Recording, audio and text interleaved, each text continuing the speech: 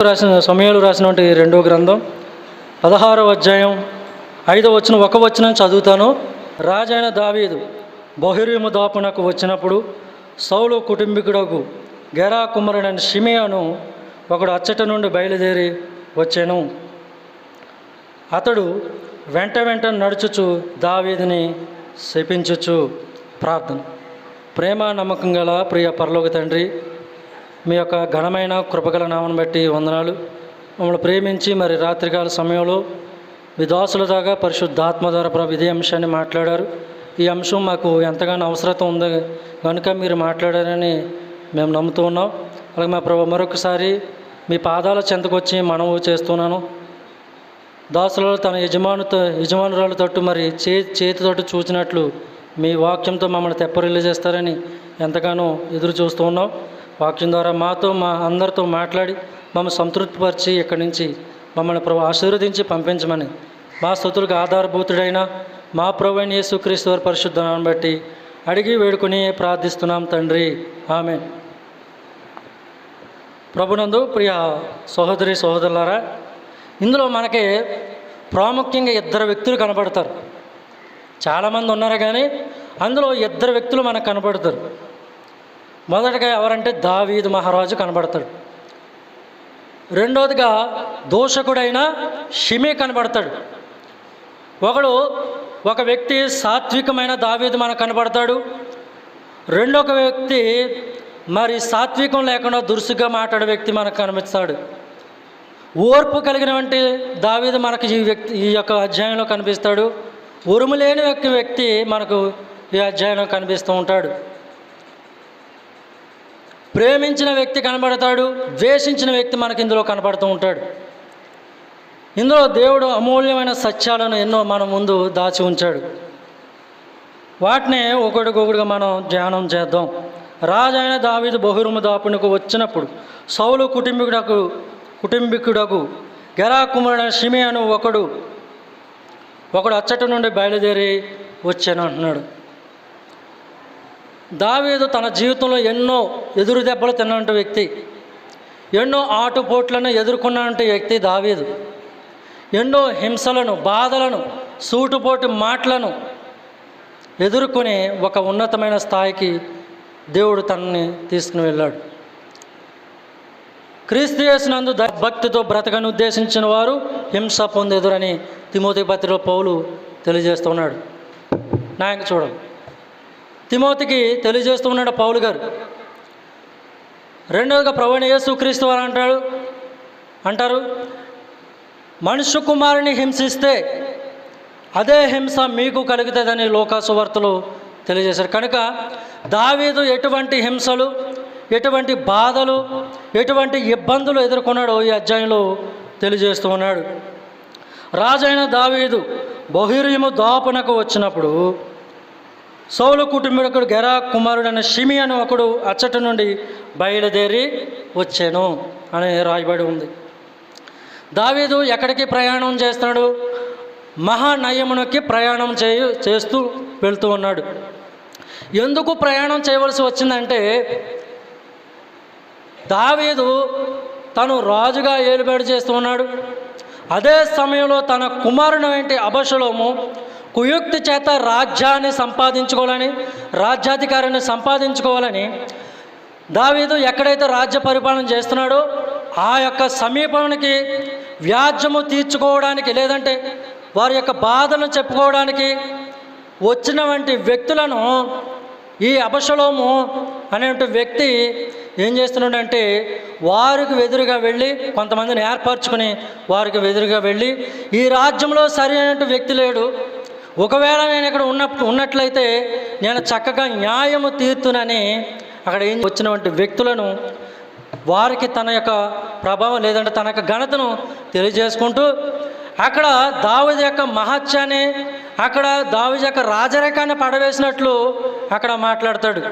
అయితే కొంతమంది ఇది నమ్మిన వ్యక్తులు దావీదుని పెడచెవిన పెట్టి మరి అబషలోమునికి చెవి ఒగ్గి అబషలోముని యొక్క దాపునకు వీళ్ళందరూ వచ్చి, వీళ్ళందరూ జనము ఎక్కువ అవడం చేత ఏమైందంటే మహాకుట్ర అయ్యను, జనం ఎక్కువ చేత మహాకుట్ర ఎక్కువైందని సమూయేలు గ్రంథంలో రాయబడి ఉంది. అయితే కుమారుణ్ణి చంప ఉద్దేశించకుండా దావీదు ఏం చేస్తాడంటే అక్కడి నుండి కుమారుని యొక్క చేతిలోంచి, కుమారుడు చంపలేక కాదు, ఒక ప్రక్కన కుమారుడు తండ్రిని చంపాలని చూస్తాడు, మరొక పక్కన కుమారుని చంపలేక తండ్రి అక్కడి నుంచి ప్రయాణమయ్యి వెళ్తాడు. వెళ్ళి తాను ఎక్కడికి వస్తాడంటే అలాగా తాను వస్తూ అడవుల గుండా ప్రయాణం చేస్తూ వస్తూ ఉన్నప్పుడు అనేక మంది దావీదు యొక్క పరిచయం అవుతూ ఉంటారు. దావీదు యొక్క జీవితం అనుభవంలోనికి చాలామంది ఆ ప్రయాణంలో మనకు కనబడుతూ ఉంటారు. ఇంతకుముందు ఇదే వచనంలో మెఫీబోషెతు సేవకుడైన షేబాతోటి కొంత గాడిదలను మరికొన్ని వస్తువులను అక్కడ రాజు దగ్గరికి తీసుకుని వచ్చి రాజునకు సమర్పించి రాజు యొక్క దీవెనలు అక్కడ పొందుకొని అక్కడి నుంచి వెళ్ళడం జరుగుతుంది. ఆ తదుపరి ఎక్కడికి ప్రయాణం వస్తాడంటే రాజైన దావీదు బహురీము దాపునకు వచ్చినప్పుడు సౌలు కుటుంబీకుడైన గెరా కుమారుడైన షిమియను ఒకడు అచ్చటి నుండి బయలుదేరి వచ్చాను అని తెలియజేస్తుంది. ఇంతకీ షిమి ఎవరు? ఈ షిమి ఎవరంటే గెరా కుమారుడు. ఒకటి గెరా కుమారుడు ఈ షిమి ఒక ఉన్నతమైన తండ్రికి కుమారుడు. అంత మాత్రమే కాదు, ఇతను బెన్యామీను గోత్రికుడు. ఒక ఉన్నతమైన కులానికి లేదంటే ఒక ఉన్నతమైన గోత్రానికి చెందినటువంటి వాడు ఈ షిమి. అంత మాత్రమే కాదు, ఇతనికి మరొక ఆధిక్యత ఏంటంటే మొట్టమొదటి రాజు అయినటువంటి కీషు కుమారుడైన సౌలునకు సమీప బంధువు, రక్త సంబంధి ఇతను, సమీప బంధువు ఇతను. అంత మాత్రమే కాదు కానీ అసలు ఈ షిమి అనడానికి షిమికి అర్థం ఏంటంటే ప్రఖ్యాతగాంచినవాడు. ఎందులో ప్రఖ్యాతగాంచినవాడు? దేవుని కుమారుణ్ణి దూషించడంలో ప్రఖ్యాతగాంచినటువంటి వాడు. దేవుని పిల్లల మీద రాళ్ళు రువ్వడంలో ప్రఖ్యాత కలిగినటువంటి వాడు. దేవుని కుమారుని నరహంతకుడా లేక దుర్మార్గుడని దూషించడంలో ప్రఖ్యాత కలిగినటువంటి వాడు. దేవుని కుమారుని అతని సేవకుల మీద దుమ్మెత్తిపోయడంలో ప్రఖ్యాత కలిగినవాడు. పేరు అద్భుతంగా ఉంటుంది, దాని అర్థం పరమార్థం చాలా అద్భుతంగా ఉంటుంది. కానీ పేరుకు తగ్గ జీవితం ఇతను ఎంత మాత్రమో మనకు కనిపించదు. అంత మాత్రం ఇతను ఏం చేస్తున్నాడంటే దావీదుని శపిస్తూ ఉన్నాడు. ఎక్కడ శపిస్తున్నాడు? అతడు వెంట నడుచుతూ దావీదుని శపిస్తూ ఉన్నాడు. దావీదు ఈ పక్క వెళ్తే ఈ పక్క వచ్చి శపిస్తున్నాడు, ఆ ప్రక్కకు వెళితే ఆ ప్రక్కకు శపిస్తున్నాడు. ఎన్ని శపించినా ఈ అధ్యాయంలో దావీదు ఒక్క మాట మాత్రం కూడా స్పందనగా మాట్లాడినట్టు మనకు ఎక్కడా కనిపించదు. ఎన్ని దూషించినా, రాళ్ళు విసరాలను చూసినా, దుమ్మెత్తు పోసినా ఏమాత్రం కూడా దావీదు ప్రతిస్పందన మనకెక్కడో కనిపించదు. ఏం చేస్తున్నాడో దూషిస్తూ ఉన్నాడు. ఇక్కడ షిమి అపవాదికి సాదృశ్యంగా మనకు కనబడుతున్నాడు. అపవాది ఎవరిని మృంగుదామని తిరుగుతూ ఉన్నాడు.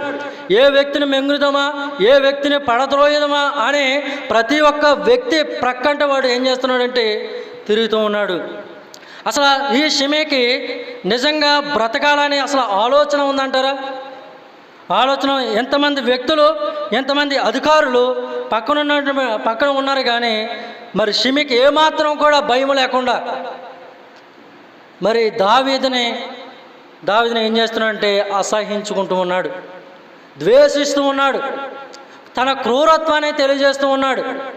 అంత మాత్రమే కాదు, దావీదు మీద అసూయపడుతూ ఉన్నాడు. ఎందుకు అసూయపడుతున్నాడు?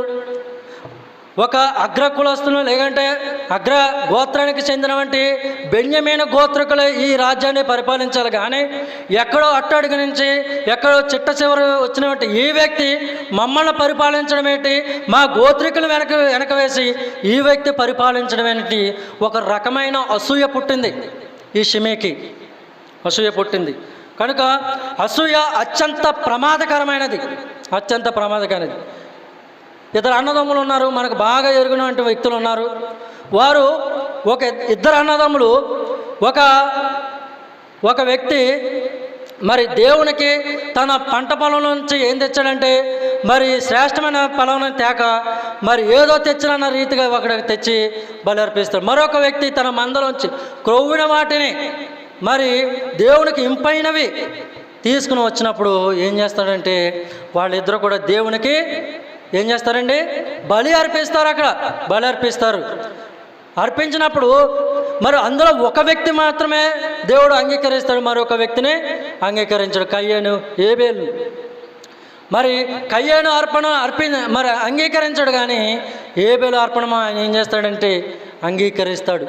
అంగీకరించడానికి వాస్తవానికి అంగీకరించినందుకు ఎవరు బడి ఏడవాలంటే దేవుని బడి ఏడవాలి.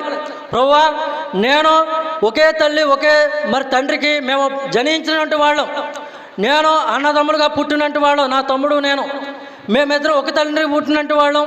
మరి మేము ఇద్దరం కూడా సమానంగా తెచ్చాం కదా, మేమిద్దరం అర్పణలు తెచ్చాం కదా, మరి నా అర్పణ ఎందుకు నువ్వు తిరస్కరించావు, నా తమ్ముడు యొక్క అర్పణ నువ్వు ఎందుకు అంగీకరించావని దేవుని దగ్గర పడి ఏడిస్తే మరి నిజంగా ఆయన అంగీకరించుదేమో. తర్వాత అలా చేయక ఏం చేశాడు, దేవుడు తన అర్పణ అంగీకరించాడని తన తమ్ముడి మీద అసూయపడి ఏం చేశాడు, తన మీద పడి ఏం చేశాడు, పొలమును తీసుకువెళ్ళి చంపివేశాడు.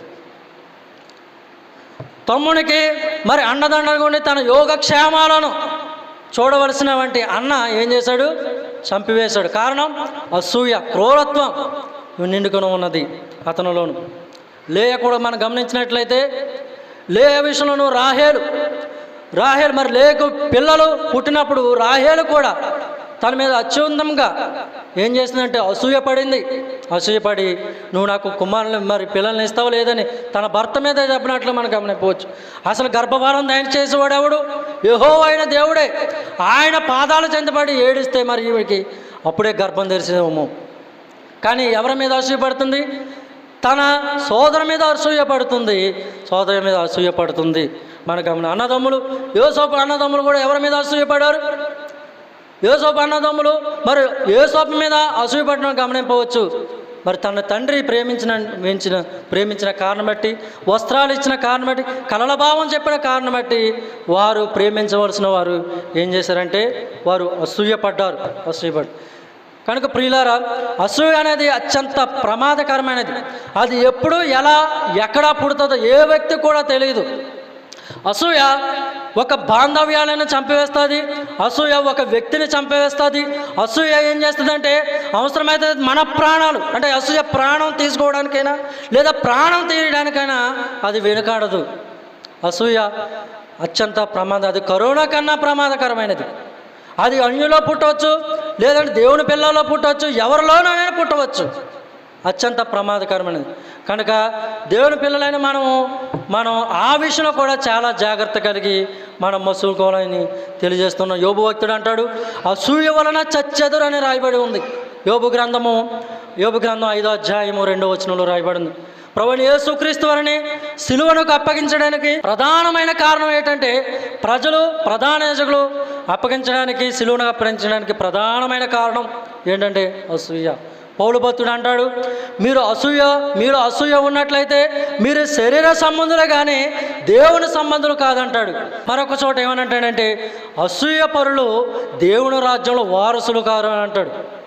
కనుక మనం ఈ అసూయ అనేది మనలోనికి చొరబడకుండా మనం దేవుని యొక్క వాక్య పాలనతోటి, వాక్యంతో మనల్ని మనం సరి చేసుకుంటూ దానిని దూరం చేసి ప్రేమ ఆప్యాయతను మనము మరి ఇచ్చేవారుగా ఉండాలని ప్రభు పేరట తెలియజేస్తూ ఉన్నాను. మరి రెండవదిగా చదువుతాను చూడండి. జనులందరూ బలార్జులందరూ దావీదు ఇరుపార్శ్వముల నుండగా రాజైన దావీదు మీదను అతని సేవకులందరి మీదను రాళ్ళు రువ్వుచు వచ్చాను. వాస్తవాధికారి దావీదు పడినట్టి పాట్లు, దావీదు పడినట్టి ఇబ్బందులు, దావీదు పడినట్టి బాధలు, మాటలు మరి ఎవరు కూడా పడరేమో.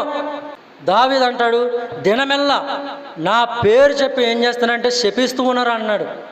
102వ కీర్తనలో 8వ అధ్యాయంలో తెలియజేస్తుంది. దినమెల్లా దావీదు పేరు చెప్పి ఏం చేస్తున్నారంటే శపిస్తున్నారంట. మనం ఏదైనా వంక పెట్టి ఎవరైనా మనం తిడితేనే మనం ఊరుకోం. అలాంటిది దావీదు ముఖం మీద వేలెత్తు చూపుతూ ఏం చేస్తున్నారంటే దావీదుని పేరు పెట్టి మరి ఏం చేస్తున్నారంటే శపిస్తున్నారని లేఖన భాగం తెలిసింది. అయితే వాస్తవానికి దావీదు ఏం చేయాలి? అక్కడ ఎవరున్నారు? సైనికులు ఉన్నారు. అక్కడ బలమైన సైనికులు ఉన్నారు. ఒక్కొక్క యోధుడు ఉన్నారు. అక్కడ దావీదుకి 30 మంది అనుచరులు ఉన్నారు, 30 మంది యోధులు ఉన్నారు. యోధాను యోధులను ఒక్కొక్కడు ఒక్కొక్క బలాఢ్యుడు. ఒక వ్యక్తి 300 మందిని చంపినటువంటి వాడు, ఒక వ్యక్తి 800 చంపినటువంటి వాడు, ఒక వ్యక్తి అలచందాలనే ఆ యొక్క పొలంలోనూ ఈ ఫిలిష్తీయులతో ఇశ్రాయేలు ప్రజలు పోట్లాడలేక వెళ్ళిపోతే ఒక వ్యక్తి నిలబడి మరి వారిని శత్రువులను ఓడించి వాళ్ళని వెనక పంపించినటువంటి వాడు. ఒక వ్యక్తి అయితే మరి ఆ యొక్క నూతులో మంచుపాటు సమయంలోనూ బలమైన సింహాన్ని చంపాడు. అంత మాత్రం కాదు, ఆ వ్యక్తి ఐగుప్తుడైన అందమైన ఒక ఐగుప్తుడిని చంపాడు. అంత మాత్రమే కాదు, ఆ ఐగుప్తుడి చేతిలో బలమైన ఈట ఉంది. ఆ ఈట ఉంది. అయితే ఆ వ్యక్తి దగ్గర మరొక వ్యక్తి దగ్గర అనుచరులను మరొక వ్యక్తి దగ్గర ఒక దుడ్డుకర్ర ఉంది. ఒక దుడ్డుకర్రతో బలమైన ఈట ఉన్నటువంటి వ్యక్తిని ఎదుర్కొని అతని చేతిలో ఉన్నటువంటి ఈటను లాక్కొని అతను వధించాడు. ఎవరు? దావీదు యొక్క అనుచరులు. ఎంతమంది బలాఢ్యులు ఉన్నారు, ఎంతమంది అంతెందుకు, దావీదు ఎంత బలాఢ్యుడండి. దావీదు ఎంత బలాఢ్యుడు. దావీదు అత్యంత క్రూరమైన ఖడ్గమృగన సింహాన్ని చంపినటువంటి వాడు. రెండోదిగా మహా యుద్ధశూరుడైనటువంటి గొలియాతుని చంపాడు. ఆయన మరి షిమి ఎన్ని మాటలు అంటున్నా అలా ఓర్చుకున్నాడు. అమెరికాలోనూ అబ్రహాం లింకన్ అనే ఒక వ్యక్తి ఉండేవాడు. అతను మరి అమెరికాలోనూ కెంటోనియా అనే ప్రదేశంలోనూ మరి లింకన్ థామస్కి అలాగే నాన్సీ హాక్స్కి పుట్టినటువంటి వ్యక్తి. అతను ఏప్రిల్ 12వ తారీఖుని 1809 సంవత్సరాన జన్మించాడు వాళ్ళకి. అతను ఎన్నో ఒడిదుడుకులను ఎత్తుకున్నాడు. చిన్నతనంలో తన తల్లిదండ్రులను పోగొట్టుకున్నాడు. తన చిన్నదే ఒక మరి తండ్రికి మరొక వ్యక్తిని చేయడం జరిగింది. ఆమెకి చేదోడు వాదోడుగా కన్యాకుమారుడి కంటే ఎక్కువ ప్రేమిస్తూ, లేదంటే ఆమె కూడా కన్యాకుమారుడి కంటే ఎక్కువ అతన్ని ప్రేమిస్తూ ఇలా కొనసాగుతున్నప్పుడు అతను ఎన్నో మరి లైట్ కింద, యూజ్ లైట్ కింద, స్ట్రైట్ లైట్ కింద కూర్చుని చదువుకొని ఒక న్యాయవాది అయ్యాడు. అంత మాత్రమే కాదు, అతను ఎంతో పోరాడి అమెరికా అధ్యక్ష అవ్వాలని అతను ప్రయత్నించాడు. మెట్టుకి ప్రయత్నం దేవుడు సఫలీకృతం చేశాడు. అమెరికాకి 16వ అధ్యక్షుడు అయ్యాడు.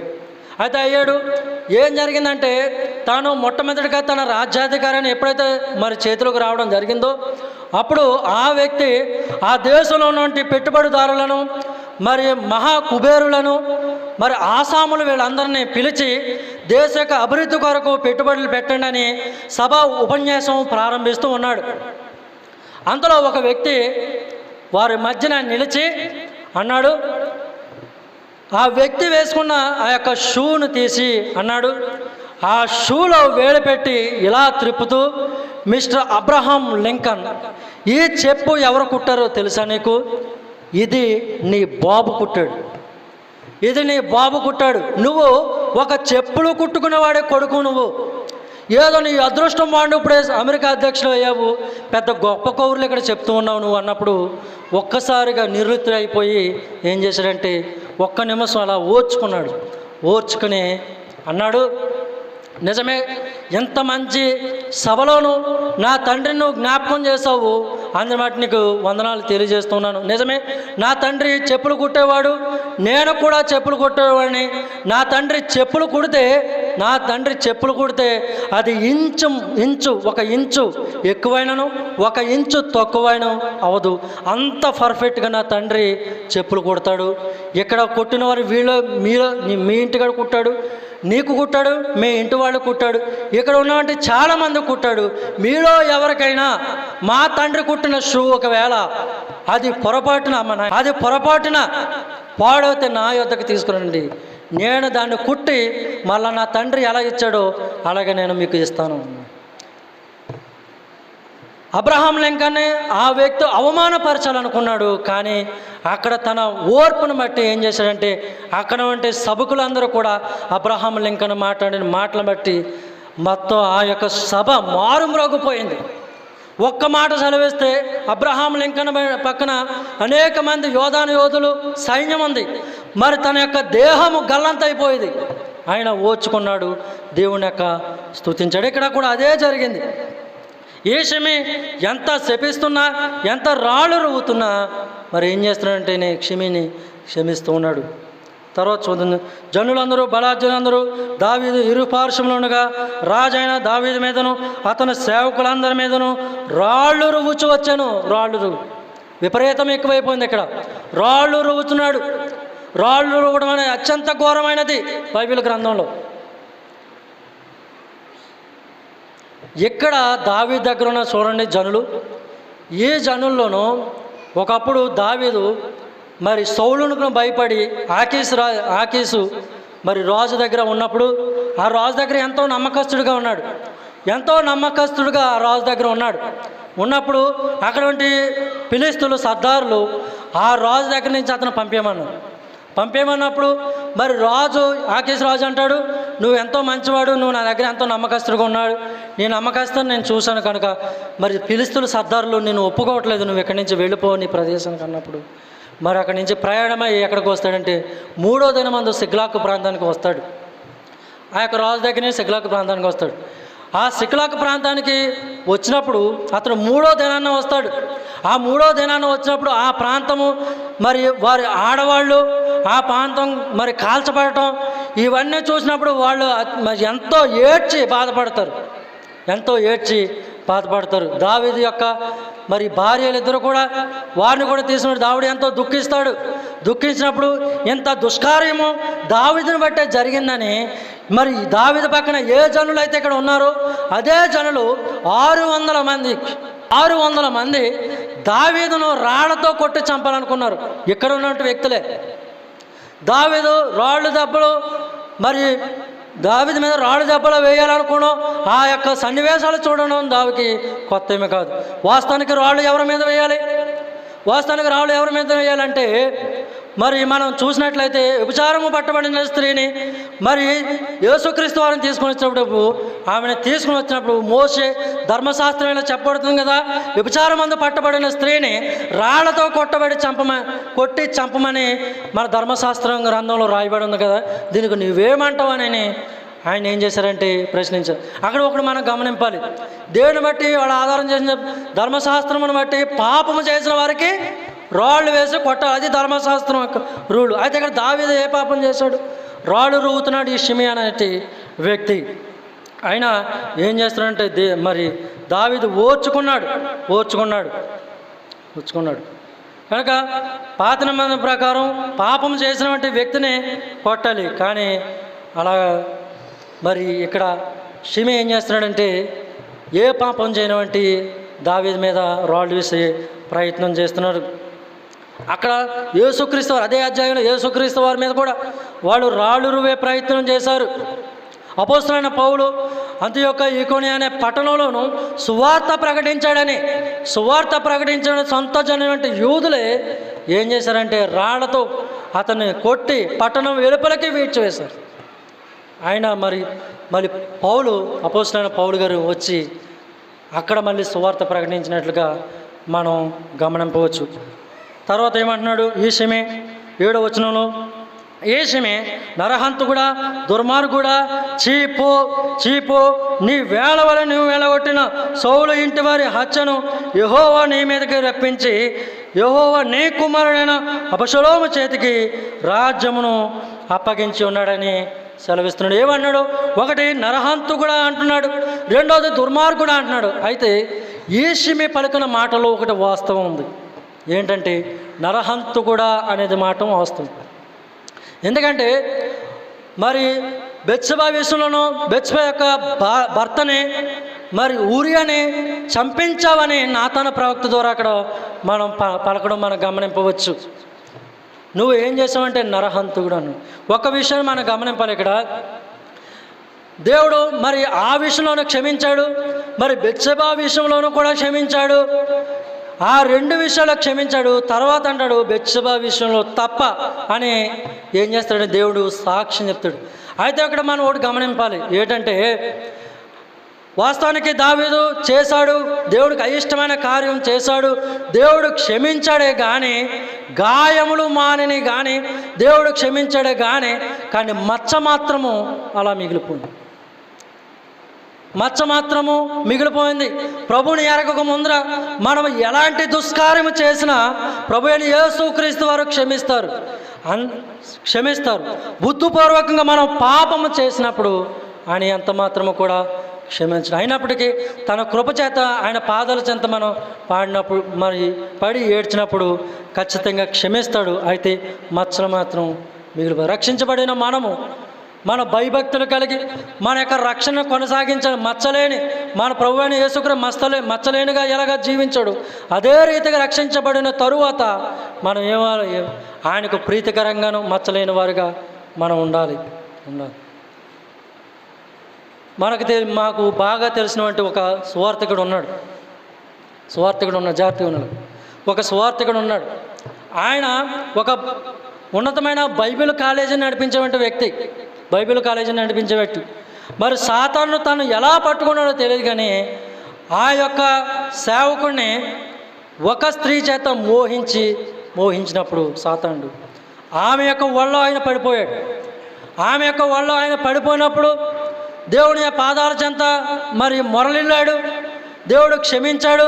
తన తోటి సేవకులు క్షమించారు. తన సంఘము క్షమించింది. అంతా బాగానే ఉంది. మరలా యథావిధిగా మరి కొనసాగుతున్నాడు. అయితే ఆయన గురించి ప్రస్తావన వచ్చినప్పుడు అన్న మరలా సేవ చేస్తున్నాడా, అన్న మరలా కాలేజీ నడుపుతున్నాడా అని ఏం చేస్తున్నాడంటే అడుగుతున్నాం. అంటే దేవుడు క్షమించారు, వ్యక్తులు క్షమించారు. అయితే తన జీవితంలో ఆ మచ్చ మాత్రము అలా మిగిలిపోయింది. ప్రియులారా వినండి, భార్య తెలకుండా భర్తలు తెలకుండా భార్య, సంఘం తెలకుండా విశ్వాసులు, తండ్రి తెలకుండా బిడ్డలు తెలకుండా తండ్రులు ఎటువంటి కార్యాలు చేసినప్పటికీ ఒకవేళ క్షమించవచ్చు, భర్త క్షమించవచ్చు, భార్య క్షమించవచ్చు, బిడ్డలు లేక తల్లిదండ్రులు క్షమించవచ్చు, సంఘం క్షమించవచ్చు. కానీ రక్షణ పొందిన తరువాత బుద్ధిపూర్వకంగా మనం పడిపోయినట్లయితే ఆ మచ్చ అలా ఉండిపోతుంది. కనుక మచ్చలేని మన ప్రభు అయిన యేసుక్రీస్తు వారు ఎలా జీవించారు? రక్షణ పొందిన తరువాత మనం మచ్చలేని వారుగా ఉండాలని ప్రభుపేట మీకు జ్ఞాపకం చేస్తున్నాడు. రెండవదిగా ఏమంటున్నాడంటే దుర్మార్గుడు అంటూ ఉన్నాడు. వాస్తవానికి ఎవరు దుర్మార్గులు అంటే మనము.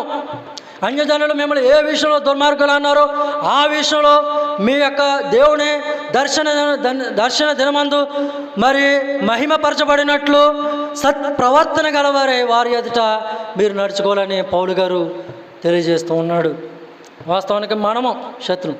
అయితే ప్రియులారా, మరొక రకంగా ఆలోచించినట్లయితే ఎవరైతే ప్రభుని అంగీకరించి ఎవరైతే రొట్టె పాత్రలో మరి పాలు పంపుతూ వెనకందు ఉండి లోకంలో మమేకమైపోయి తిరిగారో వారు కూడా దేవుని అంటే మన ప్రభు అయిన యేసుక్రీస్తు వారు దుర్మార్గుల చేతులు ఆయన నలిగిపోయి మనకు గొప్ప రక్షణని అనుగ్రహించి మంచి భోజనం సిద్ధపరిచి ఇది మీరు భుజించండి అని మనకు అప్పగిస్తే దానిని విడిచి లోకంలో మనం మమేకమైపోయి ఏం చేస్తున్నామంటే దుర్మార్గంగా ప్రవర్తిస్తూ ఉన్నాం.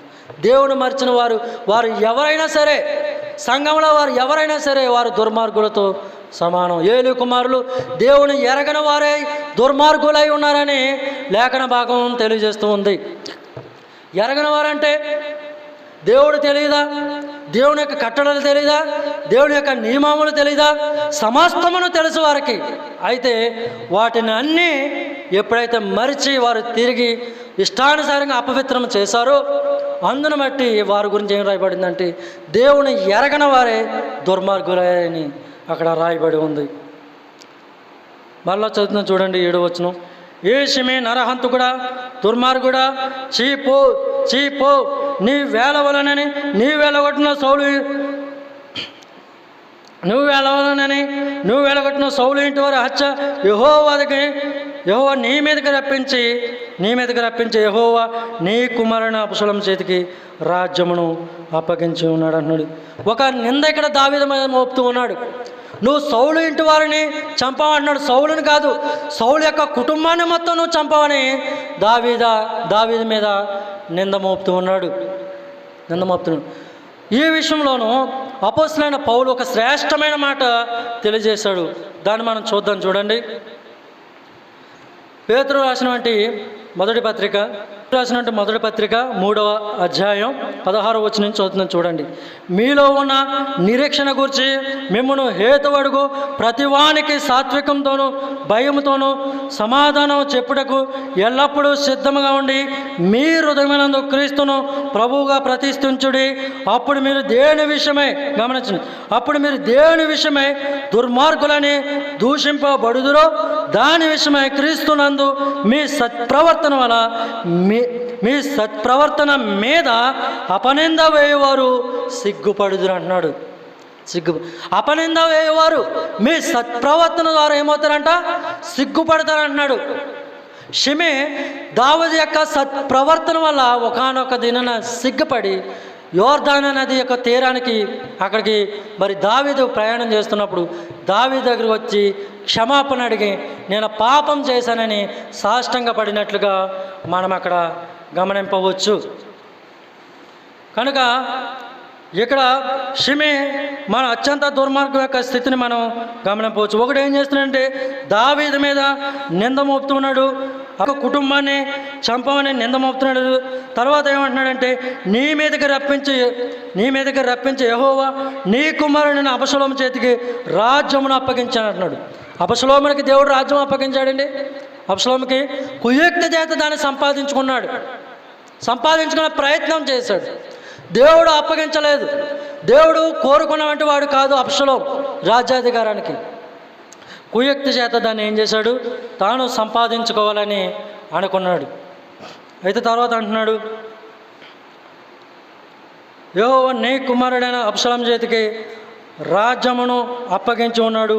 నీవు నరహంతుడు గనుకనే నీవు మోసములు పడి చిక్కుపడి ఉన్నావని చెప్పి రాజును శపిస్తున్నాడు. ఒక సామెతగా ఇక్కడ మాట్లాడుతూ ఉన్నాడు. ఎలాగంటే దురాశ గర్భం ధరించి పాపము పరికత్వమై మరణము కొను అన్న రీతిలోనూ ఆ యొక్క వాక్యము రీతిగా సామెతగా ఎలా పలుకుతున్నాడంటే నీవు నరహంతకుడవు కనుకనే నీ మోసంలో నీ చిక్కుబడి ఉన్నావని చెప్పి రాజును శపిస్తున్నాడు. తరువాత అంటున్నాడు సెరూయా కుమారుడైన అబీషై ఈ చచ్చిన కుక్క నా ఏలువాడు రాజువాగు నిన్ను శపింపనేలా. ఎవరు కోపం వస్తుంది? అభిషేక్కి కోపం వస్తుంది. ఏమన్నాడు? సెరూయా కుమారుడైన అబీషై ఈ చచ్చిన కుక్క. ఎలా పోలుస్తున్నాడు? షిమిని అత్యంత తిరస్కారానికి గురి చేస్తున్నాడు. షిమి నా ఏలును వాడు మమ్మల్ని పోషిస్తూ మమ్మల్ని సంరక్షిస్తూ మాకు ఎంతగానో ఉపయోగపడుతూ మమ్మల్ని నీ యొక్క దోపలో కాస్తున్నాడు. నా ఏలువాడు రాజువగు నిన్ను శపింపనివ్వాలి. ఎందుకు శపింపనివ్వాలి? నువ్వు ఏ తప్పు చేసావో నిన్ను శపింపనివ్వాలి. ఎందుకు నిన్ను శపింపనేలా? నీ చిత్తమైతే నేను వాని చెరబోయి వాని తల ఛేదించి వచ్చేదని అంటున్నాడు. నువ్వు ఒప్పుకుంటే ఇప్పుడే వెళ్ళి వాడి తల తీసి పళ్ళెంలో తెచ్చి పెడతాను అన్నట్టుగా ఏం చేస్తున్నాడంటే మాట్లాడుతూ. అయితే ఇక్కడ దావీదు యొక్క ప్రతిస్పందన చూడండి ఎలా ఉందో. అందుకు రాజు సెరూయా కుమారులారా మీకు నాకు ఏమి పొందు? సెరూయా కుమారులారా మీకు నాకు ఏ సంబంధం? ఇక్కడ చూడండి దావీదు అక్కడేమో అబీషై తిరస్కరిస్తూ మాట్లాడుతూ ఉన్నాడు. ఇక్కడ దావీదు అన్నాడు మీకు నాకు ఏంటి సంబంధం అన్నాడు. కనుక అబీషై మాట్లాడినట్టు దావీదు ఇక్కడ మాట్లాడటం లేదు. లోకులకు మనకు ఇదే వ్యత్యాసం ఉండాలి. లోకులు మనం తిట్టవచ్చు, అవమానపరచవచ్చు, హింసకు గురి చేయవచ్చు, హేళనగా మాట్లాడవచ్చు, తిరస్కరించవచ్చు, మన మీద రాళ్ళు రువ్వచ్చు, శపింపవచ్చు. అయినప్పటికీ మనం ఏం చేయాలంటే వారికి వ్యతిరేకంగా అంటే వాక్యానికి అనుకూలంగా ఉండాలి. నీ చిత్తమైతే నేను వాని చేరబోయి వాని చలం ఛేదించి వచ్చేదని అన్నాడు. అందుకు రాజు సెరూయా కుమారులారా మీకు నాకు ఏమి పొందు? వానిని శపింపనివిడి. దావీదు శపింపని యెహోవానికి సెలవీయగా నువ్వు ఇలాగ ఎందుకు చేయొచ్చునవని ఆక్షేపణ చేయగలవాడు ఎవరు బుద్ధి చెప్పగలరు? దేవుడే తిరస్కరించమని మాట్లాడుతుంటే, దేవుడే దుమ్మెత్తిపోయమని అతనితో మాట్లాడుతుండగా, అతనితో రాళ్ళు రువ్వి వేయిస్తుండగా ఎవరు మాట్లాడగలరు? దేవుడైతే ఇది చేయిస్తూ ఉండగాని ఇక్కడ తెలియజేస్తూ ఒక్కొక్కసారి దేవుడు కూడా మనుషులకు మనల్ని తిరస్కరించేందుకు అనుమతిస్తూ ఉంటాడు. అనుమతిస్తుంది.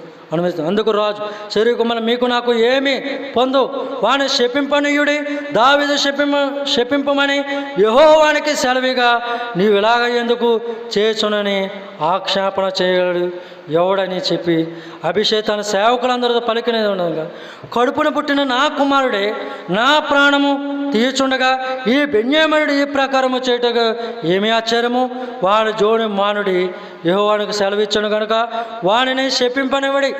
నా కడుపున పుట్టిన నా కుమారుడు, పేగు తెంచుకు పుట్టిన నా కుమారుడు, నా రక్త కుమారుడు, అతనే నన్ను చంపాలనుకుంటే ఈ బయటవాడు చేయడంలో పెద్ద ఆశ్చర్యం ఏముంది అని తెలియజేస్తూ ఉన్నాడు. తర్వాత ఒక శ్రేష్టమైన మాట అంటున్నాడు, యెహోవాను ఆశ్రమం లక్ష్యపెట్టునేమో వాడు పలికిన శాపమునకు బదులుగా యెహోవా మేలు చేయనేమో అంటున్నాడు. అక్కడ దావీదు యొక్క నిశ్చయత మనకు కనబడుతుంది. శ్రమను ఎలా మారుస్తాడంటే దేవుడు, శాపను ఎలా మారుస్తాడో బదులుగా నాకు మేలు చేయడం అంటున్నాడు. దేవుడు ఉన్నది లేనట్టుగా, లేనిది ఉన్నట్టుగా చేయగలడు. వాళ్ళను బళ్ళు వాళ్ళగా చేయగలంటు వాడు మన ప్రభు అయిన యేసుక్రీస్తు వారు. ఇశ్రాయేలు ప్రజలను కూడా శపింపమని, ఇశ్రాయేలు ప్రజలు కూడా వారు ఐగుప్తు నుంచి ప్రయాణమై అమోరీయులను వారిని అక్కడి నుంచి వారితో యుద్ధం చేసి ముందు ప్రయాణం చేసిన తరువాత మోయాబు రాజు అనేవంటి బాలాకు దగ్గరికి సమీప తన రాజు దగ్గరికి వచ్చినప్పుడు బాలాకు ఆ మిశ్రమైన జనాన్ని చూచి అత్యంత భయానికి గురయ్యి, ఆ ప్రదేశంలో ఒక ప్రవక్త ఉన్నాడు, ఆ ప్రవక్త ఏం చెప్తే జరుగుతుంది, అతను వెంటనే నా యొద్దకు తీసుకురండి అని చెప్పి తన సేవకులను పంపి, మరి ఇశ్రాయేలు ప్రజలు వస్తూ ఉన్నారు, వాళ్ళని నువ్వు శపించు, నువ్వు శపిస్తే వాళ్ళు యుద్ధంలో ఓడిపోతారు, అప్పుడు నేను నగ్గుతానని అతడు తెలియజేసినప్పుడు మరి ఆ యొక్క బిలాము ఏం చేశాడంటే, మరి బిలాము దగ్గరికి ఈ వ్యక్తులను పంపినప్పుడు బిలాము దేవుని దగ్గరికి వెళ్ళి అడుగుతాడు. దానికి దేవుడు అంగీకరించాడు. మరి బిలాము మరలా అడుగుతారు రాజు మరలా కౌరు పెట్టినప్పుడు మరి దేవుని దగ్గరికి వెళ్ళినప్పుడు దేవుడు అందుకు అంగీకరించడు. నేను చెప్పింది వారి మధ్యలో నువ్వు చెప్పాలని అంటాడు. వెళ్ళి వారి మధ్య ఆశీర్వాదవచనం పలుకుతాడు. ఆశీర్వాదం పలికి ఏం చేస్తాడని ఇశ్రాయేలు ప్రజలు ఆ శాపాన్ని ఏం చేస్తాడంటే, శాపాన్ని దీవెన కింద మారుస్తాడు మన ప్రభు అయిన యేసుక్రీస్తు వారు. సమస్తము సమకూడి జరుగుచున్నవని పౌలు భక్తుడు తెలియజేస్తూ ఉన్నాడు. కనుక ఎన్ని దూషించినా, ఎన్ని అపనిందలు మోసినా దావీదు ఏమాత్రం కూడా మాట్లాడకుండా ప్రభుని బట్టి అత్యంత దీర్ఘశాంతను వహిస్తున్నాడు. వాస్తవంగా మన ప్రభువుని యేసుక్రీస్తు ఏం చేశారు, వారు కూడా దూషించారు. ఆయన దూషించి అత్యంత తిరస్కారంగా మాట్లాడారు. ఆయన ఓర్చుకున్నాడు, సహించాడు. దేవునికి మరి అధిపతి అన్నారు, మరలా అనేకమైన వాటి మాట్లాడాడు. అవన్నీ కూడా ఓర్చుకున్నాడు, సహించాడు. తర్వాత అంటున్నాడు 12వ వచనం, యెహోవాను ఆశ్రమం లక్ష్యపెట్టునేమో వాడు పలికిన శాపమునకు బదులుగా యెహోవా నాకు మేలు చేయను.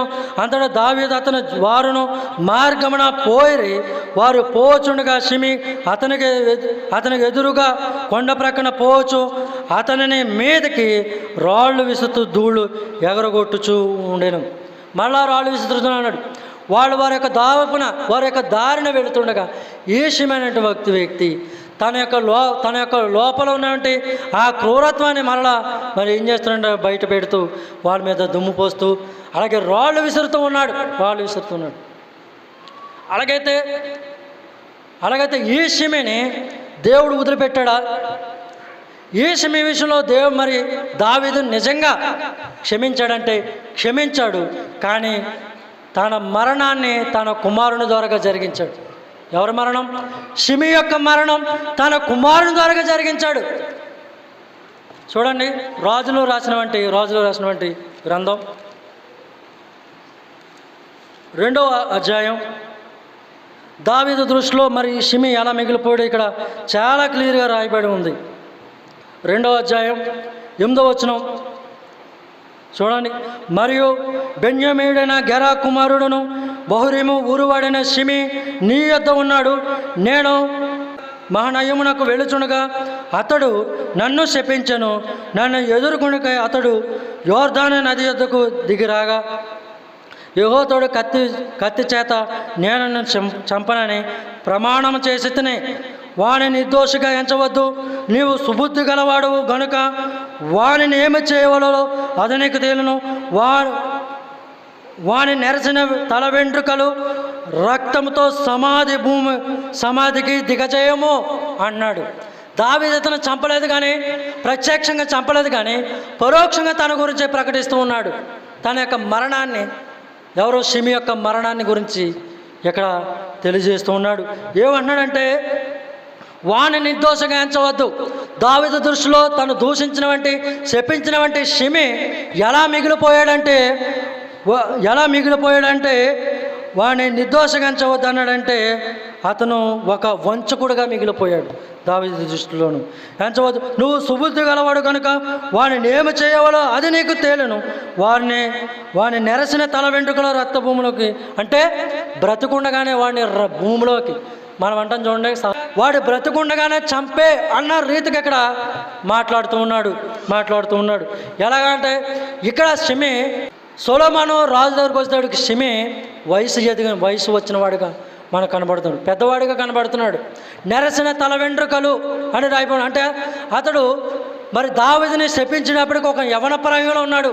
ఇక్కడికి వచ్చేసరికి ఎలా ఉన్నాడంటే పెద్దవాడిని ఆలోచించకు, వాడిని చంపే అన్న రీతిగా మాట్లాడుతున్నాడు. అయితే గమనించిన విషయం ఏంటంటే, మరి సొలొమోను తన మరణ శాసనాన్ని, షిమి యొక్క మరణ శాసనాన్ని తన ద్వారానే రాయించి, మరి ఆ యొక్క పాపాన్ని వారి మీదకి పడకుండా ఇక్కడ రాయబడింది. చూడండి, ఇదే గ్రంథం, ఇదే అధ్యాయం, తిరగండి పేపరు, 2వ వచనంలో ఉంటుంది ఈ మాట. 36వ వచనం తరువాత 36వ వచనం అండి. తరువాత రాజు షిమిని పిలువనంపించి అతనికి ఈ మాటలు సెలవిచ్చాను, నువ్వు యెరూషలేములో ఇల్లు కట్టించుకుని బయట ఎక్కడికైనా వెళ్ళక అందులో కాపురం ఉండు. హెచ్చరిక చేస్తున్నాడు షిమిని, నువ్వు యెరూషలేములో ఉండు, ఎక్కడికి వెళ్ళకు, నువ్వు ఎక్కడే కాపురం ఉండు. నీవు ఏ దినమున బయలుదేరి కిద్రోను ఏరు వాగు దాటుదో ఆ దిన నువ్వు చచ్చుట నిత్యమైన రూఢిగా తెలుసుకునము. నీ ప్రాణమునకు నువ్వే ఉత్తరవాదం అనగా, షిమి తమరు సెలవిచ్చిన మంచిదేను. నా ఏలుని వారైన రాజు తమరు చెప్పిన ప్రకారము తమ సేవకుడైన నేను చేసేదనని రాజుతో చెప్పాను. షిమి యెరూషలేములో అనేక దినములు నివాసము చేయుచుండెను. అయితే 3 సంవత్సరాల తరువాత షిమి యొక్క పనివారులు ఇద్దరు పారిపోయి మాయాకారు కుమారుడైన అను గాతు రాజు నద్దకు చేరి, అంతటా నీవారు గాతులో ఉన్నారని షిమికి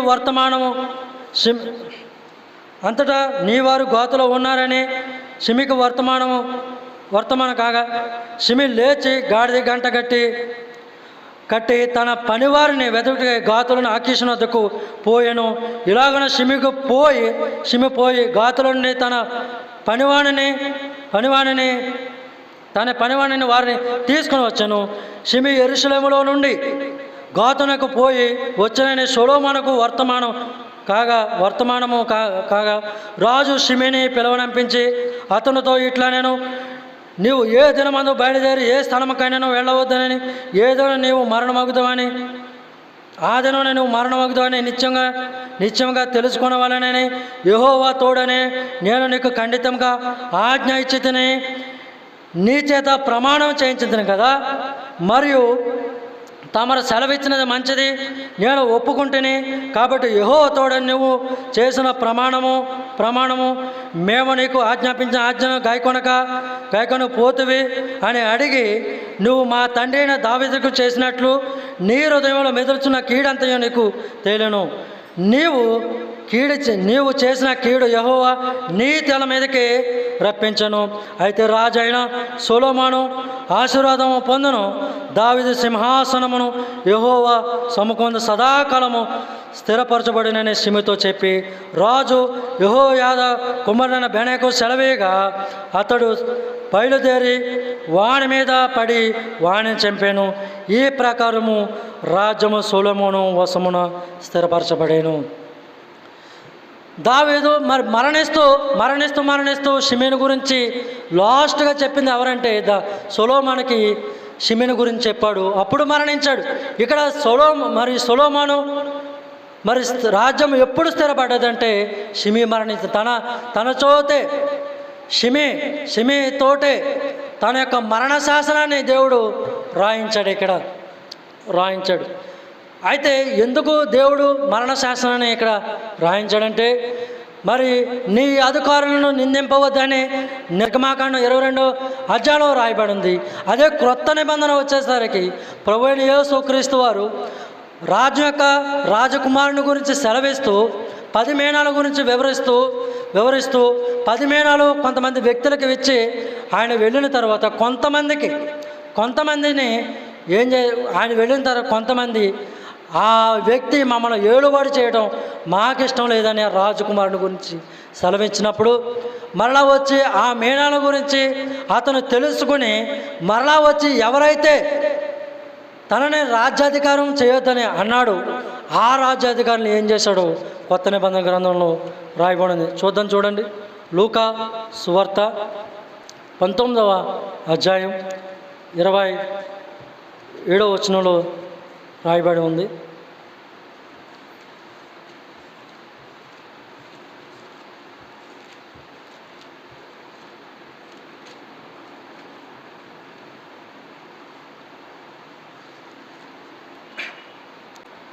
పంతొమ్మిది 27వ వచనం అంటాడు, ప్రభువైన యేసుక్రీస్తు సాక్షాత్ ఆయన ఇక్కడ ఈ మాట సెలవిస్తూ ఉన్నారు.